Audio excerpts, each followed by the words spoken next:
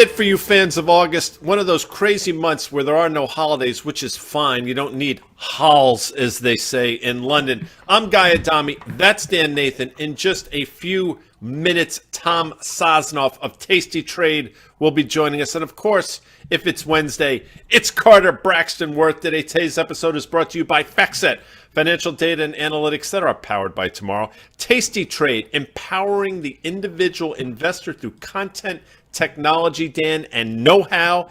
And of course, we're powered by Open Exchange. The Yankees are powered by Aaron Judge, who hit his 51st dong of the season last night before the month of September, something that only, I think, 7 people in the history of Major League Baseball have done. Tom Sosnoff, by the way, was recently at the Field of Dreams game. That may come up, it may not, but what do I know? It just came up, Guy. I'm doing well. So first things first, I think on that list of, what did you say, 7 people have hit 51 dongs? Yes. How many of them are Yankees? Obviously Maris, obviously Mantle. Look, I mean, just saying, if you are a fan of baseball, typically any list that involves greatness will have a number of Yankees on it. And that, again, is the arrogance that comes with being a Yankee fan. I'm proud of that, by the way. Matter of fact, all right, let's talk about arrogance. Last night on Fast Money, there was a headline that hit the Wall Street Journal that Snap was going to lay off about 20% of their workforce. It was kind of interesting. We were chit-chatting before the show, and usually when you get those sorts of leaked headlines, they're also followed by probably much worse headlines about the business. So it was interesting, Guy. When I walked in this morning, it was just the leaked headline still. Other news organizations were picking up on it. The stock that had sold off from 11 to 10 over the last day or two was trading at $9 pre-opening. And then all the news about restructuring and all the stuff they're going to call, and then the stock rallies 20% literally in the pre-market. And now here it is today, up 10%. And I bring it up because, again, we talk about, expectations and how fundamental investors or traders think about news flow, that sort of thing. And sometimes, when you have news that's highly anticipated, I mean, listen, the stock was acting like prior to the rumors and then prior to the announcements. I mean, it means that, I guess people are expecting bad news, and then you get this sort of relief. Thoughts here, Guy, because we have a few charts. You see the gap here. You also see on a year-to-date basis that there's been a number of gaps lower. The stock consolidates, then bad news comes out, it goes lower. And then lastly, look at this thing from its March 2017 IPO. The stock was dead before the pandemic. The pandemic is the thing that caused the mania. Here it is again, full disclosure. I'm long the stock. I'm optimistic from levels where it is right now. But just your thought on all the price action that we've seen over the last 24 hours. Well, I mean, there's the old saying, buy the rumor, sell the fact, and it works the other way as well. I mean, for some stocks that have been going down, it's sort of sell the rumor, buy the fact, and I think that's what we're seeing here to a certain extent. I would submit the technicals sort of line up for being long this stock with the risk reward, obviously, and you can see the lows that this stock has made over the years. With that risk profile, I think it sets up really well. And Dan, I think you would acknowledge as well. I mean, the stock's already traded, I think, 175 million shares or so. Typically trades about 40 million shares. It's going to trade a quarter of a billion shares or there today. That seems to me like a directional change. So I think playing the stock from the long side makes sense. And look, doesn't mean all their things have been fixed. I mean, there's still, I think, to a certain extent, they're feeling the pressures of a very difficult environment, and that's not going to go away anytime soon. But maybe you can make the argument that it's all manifesting itself in the stock. Now, what I really think is interesting is the move in Facebook to the upside. I happen to think that might be short-lived because Facebook's problem are specific to Facebook, but we'll talk about that another time. Yeah, no, we threw that chart up there yesterday during Market Call, just kind of highlighting. We're going to do it again with Tom, some names that we're most focused on that really just act like dog crap and look like about to break and make new 52-week lows. Facebook was on that yesterday. If it gives up the gains, and I think at one point it was up 6 or 7% this morning on the heels of what Snap was doing, I mean, it's lights out there. All right, Guy, let's talk about, speaking of lights out, since I guess it was about August 17th when the S&P topped out, Carter laid out the lines. We were kind of pressing the move on the S&P 500 to the downside, or kind of keep reloading on that thing. Talk to me a little bit about the inability for the market to hold to early gains after big down days, which we've seen over the last week or so.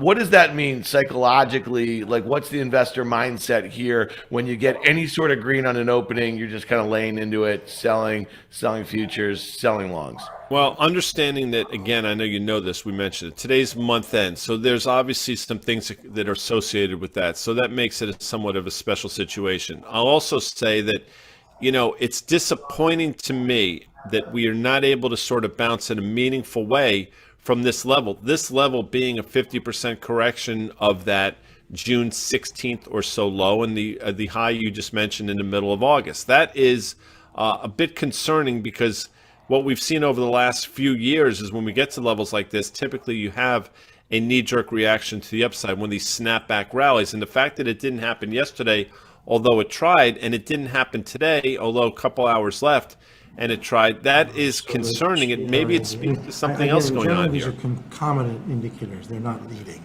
Yeah, hold on. We need to have Carter's waiting in the wings for us here. We're going to have him hit a Well, I lot. thought there was like voices in my head. It's okay. We'll ping him there and give us a second here. All right, let's power through this thing here. There we go. Tom Sosnoff from Tasty Trade, the aforementioned guy. You just said that his Field of Dreams might make it into the show. You just made it into the show. So, Tom, talk to us here, man. You just made it all the way out to Iowa from Chicago for a Cubs game. Is that what happened? Well, it's only a 39-minute flight, but yeah.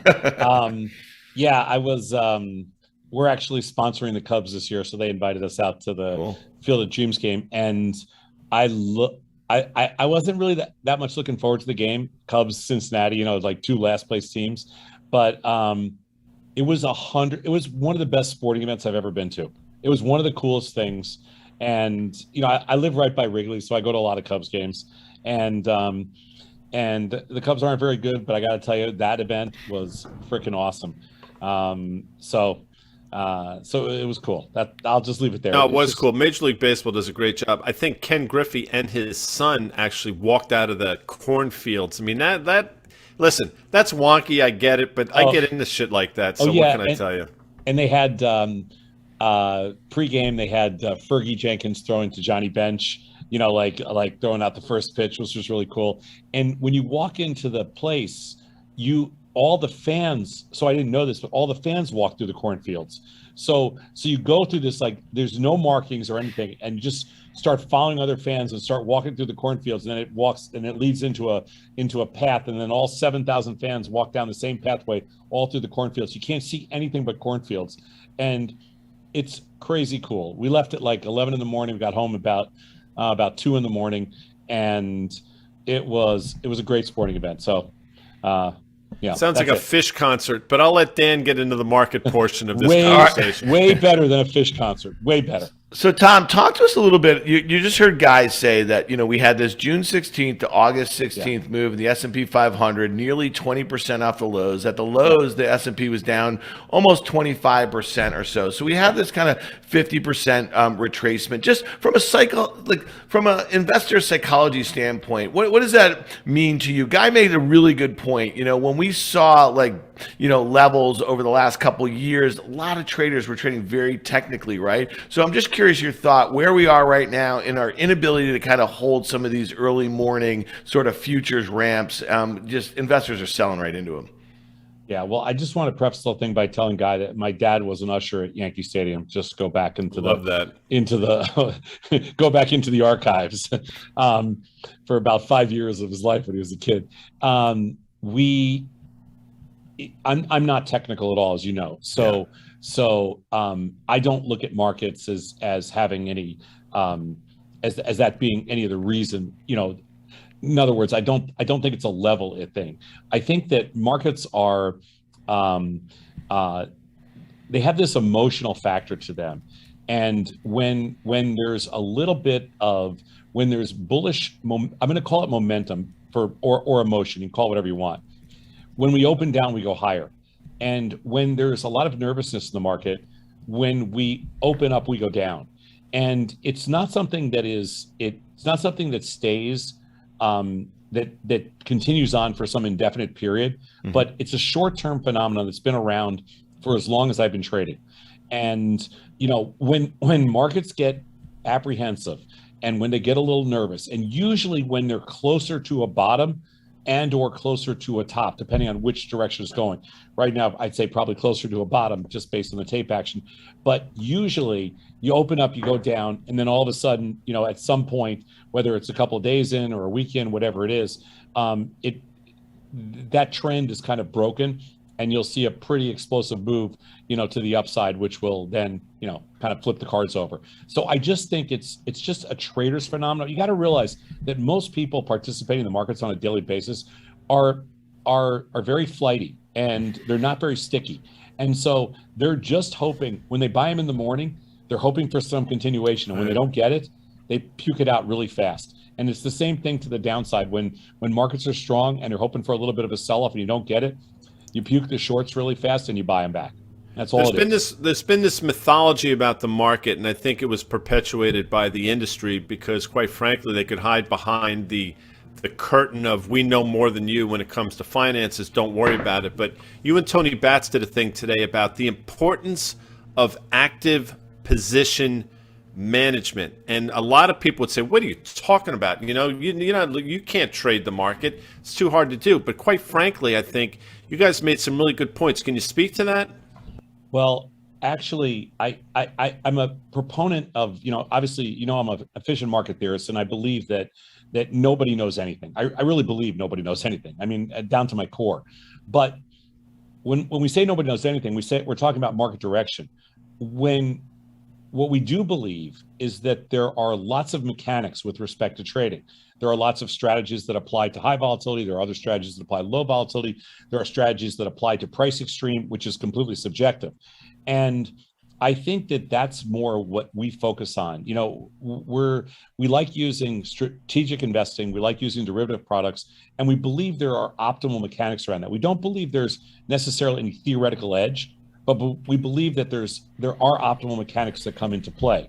And so I think that's where you're going with that, guy. And I think that's, I think people have to recognize that, when there is efficiency, it's a very level playing field, but that's what you want as an investor. There are no, I believe there are no such thing as experts.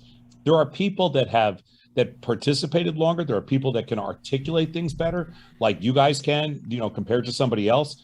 But you have no idea what's going to happen next, nor do I, nor do anybody else that's been playing this market. So the fascinating thing about the market is it is the fairest game in town for decision makers and risk takers. Yeah, no doubt about that. I mean, listen, again, pattern recognition is also one of them. And you just used the word experience. I mean, listen, not that, past performance is indicative of, future returns or anything like that. But it's like the longer you're in the game, the more frequently you can identify, like scenarios, right? And how investors might react. And again, it is very, very emotional. Well, Tom, one of the areas that I guess that we've talked about with you now over the last month a bit, and you've had this trade very correct here in crude oil, which to us is really interesting because, on many of these kind of, down days in the markets, you would have seen crude oil acting very well, right? Investors kind of interpreting what that means for kind of inflationary pressures, what it means for corporate earnings, what it kind of means for global growth or whatever you want to do. Well, here we are now. And, we talked about it last week a little bit with Carter, especially is like, it's a really important technical level. Again, you don't care about the technical level here. Right. What do you care about, though, as it relates to the overshoot that was very emotional that we had a few months ago in crude oil, and now getting back to a level that a lot of traders are eyeing? It was the kind of November 2021 highs. It was the earlier this year breakout, just above 90 where we are right now. And what is crude and the stock market going down together this week saying to you? Well, the correlation between crude oil and the stock market is virtually nil. So it's not, what you're looking at is more of it's coincidental that when they move together, because over the last couple of years there has been there's no tradable correlation between any one of the really between virtually all commodities and the S&P, but crude oil specifically, there's no correlation between crude oil and S&P movement. So I think for me, there's a couple things about crude oil. One is the massive amount of liquidity in there, and two has been the really high volatility. So it's been an incredibly tradable asset. Like of all the commodities out there that combine liquidity with tradability, meaning just the ranges and the fact that they've been essentially stretching both ends of the range for quite some time. I think that's fascinating about crude oil. The other nice thing about crude oil is it does get a lot of play in the news. Like when you talk about, certain commodities, they're kind of boring, but you like the stuff that you're trading to be kind of you like people to be talking about it. You like there to be a lot of chatter and a lot of noise, because not that you learn anything from that, but it just creates opportunity. And I think in the world of crude oil right now, we've been leaning on the short side, but we're mostly short premium, leaning with short delta. And I don't see us changing our position with respect to crude oil at all in that regard. Yeah, just real quickly, Guy, before you get in there, because we know that some of our listeners who are probably going to become big Tasty Trade fans, when Tom says that he is kind of short premium, that he's playing for volatility in the underlying to come in. When he's short deltas, he's playing for it to go lower really quickly, right? So yes. Just to kind of break in right there, Guy Adami, what you got? No, we talked about, I'm glad you brought that up, because, we talked about that with the NVIDIA trade, I think, last week as well, in terms of what you were looking for. So this is all educational stuff. I think it's really important. We've talked about the VIX with you a number of times, Tom, and my sense is with the VIX spiking above 27 over the last couple days, you're probably looking at that as an opportunity to take advantage of what you probably perceive to be a VIX that is too high in this environment. Can you speak to that? You're 100% correct. And so I think on balance, you have to just understand that we're always short VIX. Like we're never long VIX. I don't think that individual investors can trade volatility from the long side, even when volatility is cheap, because volatility is essentially a math equation. It's the only mean reverting tradable asset there is. So price is not mean reverting, which is really important to understand. Price is just, hey, you can think it's mean reverting, you can play it for that, but there's no mathematical significance to price being mean reverting. But with volatility, it's a math equation. So volatility is by design mean reverting. Now that doesn't mean it has to happen whatever your time frame is, but it is a mean reverting asset. So the problem with volatility to the long side is that it clusters, specifically when it's low, it clusters low, and it's very expensive to carry. I mean, the cost to carry volatility is as much as 100% a year. So so the volatility on volatility is over 100%. So it's really expensive to carry volatility to the long side. So the only way to trade volatility, in my opinion, unless your timing is absolutely perfect, the only way to trade volatility is from the short side, because almost 70% of the time volatility contracts, and it also, because it is mean reverting at 27. Well, right now the VIX futures are actually, they're down a bunch today, but they're trading 26. But if you're thinking about 26, you're thinking about historical being at, let's call it 18, you're really looking at 50% over historical mean, which is a nice, knowing that it's going to mean revert at some point, it's the only side of the market you could be on in there. All right, Mr. Sosnoff, we appreciate that because, again, the VIX is something that's talked about quite often in the financial media as the fear index. I think a lot of people don't understand it is a tradable instrument. It trades, you can trade options on it, you can trade futures on it, and you can interpret it in many different ways. I think a lot of people think of it as when it's at relative highs, they want to be doing something. And what you would say is, well, you can do something. You sell volatility. I think that's your point. And you do that routinely in a kind of mechanical sort of way. It's going to be a profitable strategy. Okay, well, listen, Tom, we really appreciate you joining Guy and me on Market Call. You guys go to tastytrade.com. Tom and Bats are talking all morning as news is breaking about individual names, about the market. So check it out there at tastytrade.com. Also follow them at tastytrade on Twitter. Thanks a lot, Tom. Thanks, guys. Have a great week. Tell that maniac Dylan I say hi, and he is I love him, but he's out of his mind. Time for the great card. If it's Wednesday, it's Sunday at Carvel. Nobody had that on their bingo card. But if it's Wednesday, it's also time for Carter Braxton Worth. How are you, Dubs? I am good. Man, Well, listen, Carter, we appreciate you. We know that you've been doing some heavy lifting this summer there with Worth Charting. You do your midnight. Here's a question I had from somebody. Your midnight videos, are they live or are they just put out at midnight on Worth Charting? Live. They are live. Okay, so that's why you didn't get the shave in this morning. All right, we got two things. I think that regular viewers now, Market Call, recognize on Wednesdays we're doing something where Guy will talk about an underlying from a fundamental standpoint. Carter will lay out the technical setup, and then your main options man here will lay out the trade. We're going to do that in a second here, but talking to Carter and Guy this morning, we were thinking about the show. We kind of wanted to lay out three charts, Carter, and I wanted just to get your sense. These are not your beautiful charts with all your very smart lines. This is my dumb charts here. But these charts I think are interesting to me because they're in technology and they're names that I think are really important for a couple different reasons. Let's start with nvidia here. Guy, you kind of thought, and as the numbers were coming out last week, right, and we previewed it with Tom a little bit, you thought it was kind of at a very difficult level here. You thought that the guidance after had already guided down for revenues was not likely to be good going forward here. It wasn't good. The stock got bailed out though the next day because the market was up, but quickly gave it back. Thoughts on nvidia? And then Carter, I'd love to hear what you have to say. Do you think this one should be the sort of focus that Guy and I are placing on it also? It's just not NVIDIA. I mean, the whole semi space has been under pressure. Yeah, they had that brief bounce, but you're talking about names that obviously rallied pretty significantly into August and then, really turned on a dime. And again, with just in terms of NVIDIA specifically, I mean, valuation is still a problem. Now, we talked about them guiding lower on gaming, and then they came out and reported a quarter a couple weeks later that wasn't by their standards particularly good. And you have to wonder, is this valuation justified? But it's a laundry list of names.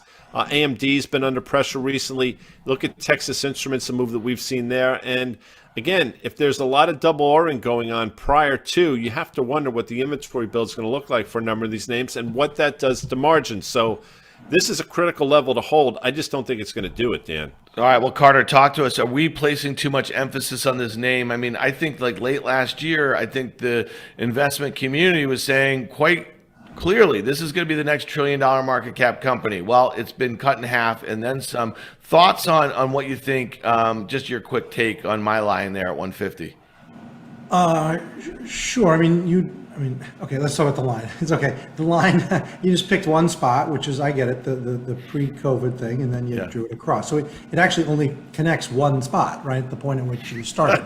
But can I just stop for a second, Carter? Because that is just beautiful. The way you just eviscerated. Well, I called it. I called it. So good.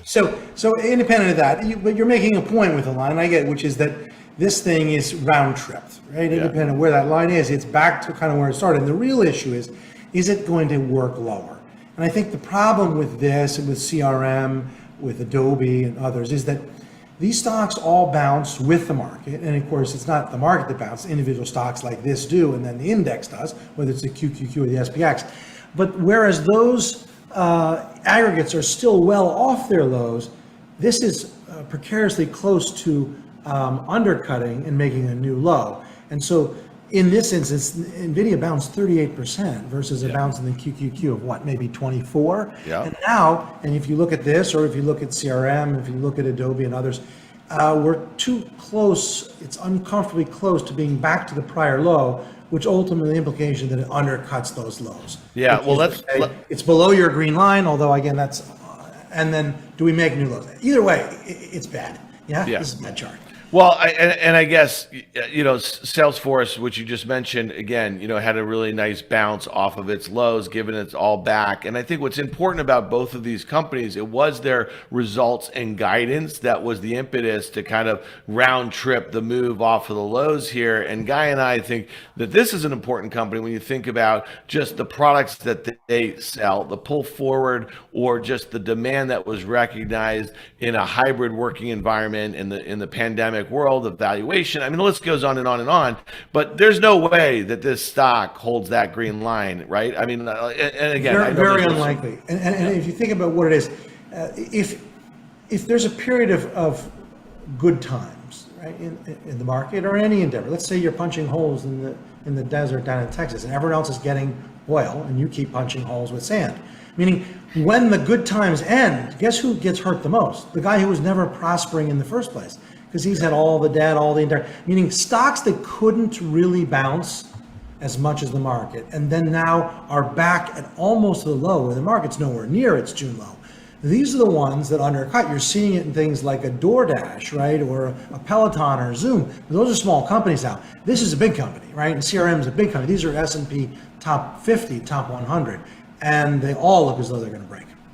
Yeah. Well, speaking about just kind of the bottom falling out, real quickly, Guy, ARK. We found ourselves talking about the ARK Innovation ETF an awful lot, right up until about this spring. And we kind of stopped talking about it because at that point, it was basically the island of misfit innovation toys in the stock market. But there was one stock that 10% of the holdings is kind of holding the whole thing up, and it was Tesla here. So, look at this thing. It had a nice bounce. It had not made a new low with the NASDAQ when it did this summer again, but it really feels like it's going to give up the what? What do you call it? The ghost. I'm not really sure what that means, but that's what it's about to give up. And I'll tell you, since the split, Tesla has not traded particularly well. And we obviously just had Tom on. In a couple of weeks, he said, that 900 pre-split level was really sort of no man's land, and he thought the risk reward was probably better to the downside, and that's really played out pretty well as you now split 3-for-1, but the stock is significantly lower than where that 900 level pre-split would suggest. So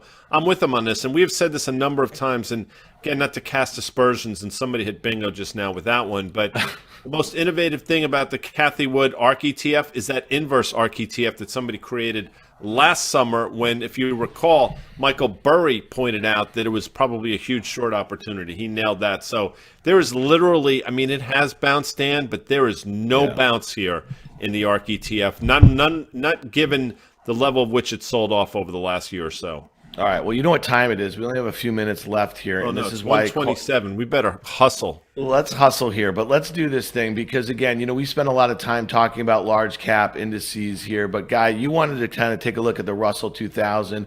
Carter wanted to chart it, and I'm going to throw out an options trade on it. Give us your take on small caps here. It feels like, over the course of the summer, we spent less time sort of talking about them. Guy, with some of the economic data that we're starting to see weaken here, and as the recession, I guess, warning signs are screaming there in silence, don't you think there's a good chance that we'll see it manifested in small cap stocks, before, or an acceleration lower in them? It's if you read my mind. If we can put that chart up, it's not coincidence that small caps, you saw that bounce in the IWM, which, by the way, you would think are 2,000 stocks. The ETF actually has 1970 in it, but that's just sort of bookkeeping, as they say. But the bounce really came on the misguided belief that somehow the Fed was going to pivot. And I think when people came to realize it's not the case, obviously the S&P sold off, and now we're starting to see it in the small caps. The Fed has told you there is going to be pain.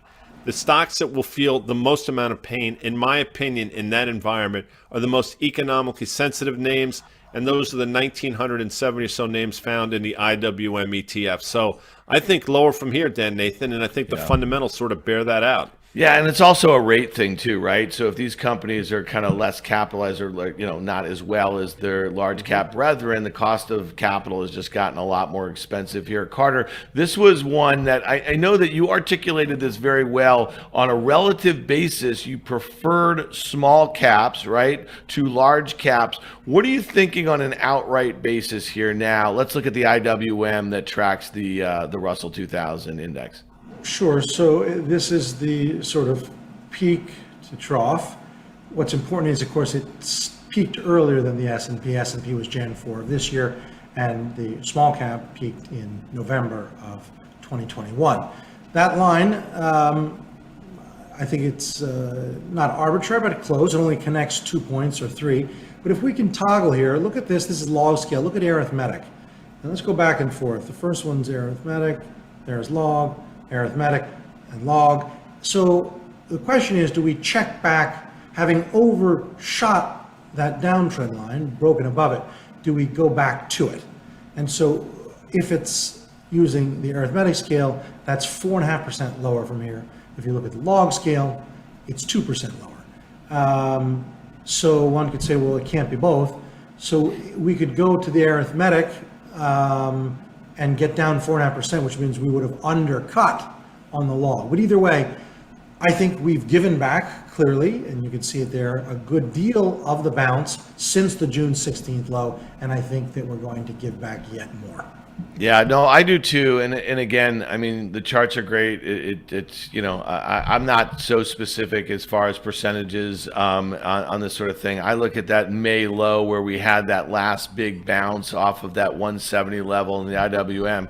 That would kind of be my target for a trade to the downside, especially when I'm using options and especially if I'm using spreads to express a directional view. I want that spread to be sort of wide and give myself some room to kind of fall into it, Carter, as you'd like to say, into that sort of technical support. So here's the trade that I put on today when the IWM was trading around 184.5. I bought the September 184-170 put spread, paying about $3.30 for that, buying one of the September 184 puts at about $4, selling one of the September 170 puts at 70 cents. Again, that is my downside target. September expiration is September 16th, so I only have a little more than 2 weeks. And I do have this long holiday weekend, which is actually treacherous for owning options into. But again, this profit, I have profit potential of up to $10.70 between 180.70 and 170 to the downside. I have a max gain of 10.70 at 170 or lower. I have losses of up to $3.30. That's the premium I paid for this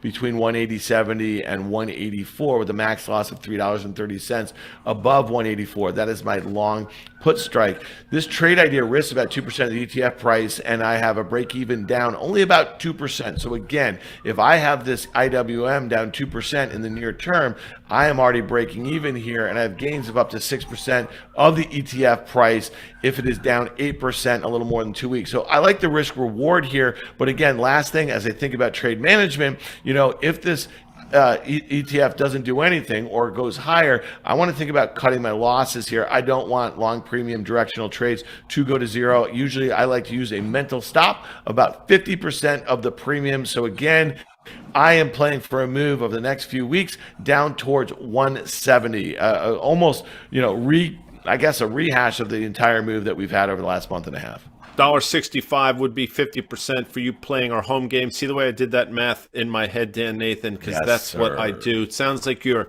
risking less to make more, Dan. And this will be on our website, no doubt, this trade, when you can read for yourself, folks. Is that accurate, Dan?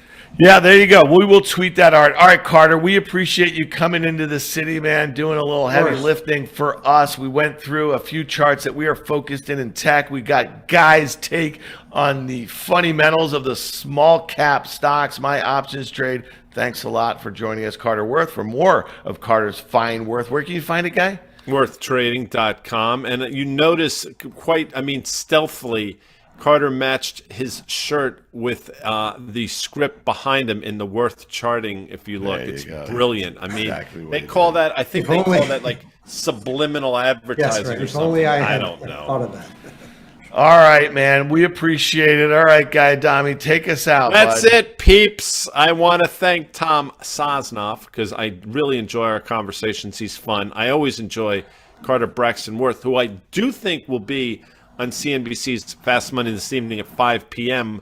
Again, for you playing our home game. That's East Coast time, Dan. I want to thank our sponsors, FactSet, Tasty Trade, and I want to thank them for powering us. That would be, of course, Open Exchange. Tomorrow's Thursday, Dan. It's September 1st. The calendar flips. And on Thursdays, what happens? Yeah, well, we have EY from SoFi. Yes, That's what we do, Guy. There didn't need to be a hesitation there. I was, to be frank, real quick. I wasn't paying attention. I was reading a text that was coming in, but I just thought you were going to take us out. It's the cheapest thing you can do. The other cheapest thing you can do is just sort of click off and say goodbye. Hope you won bingo today. I'm 5,000.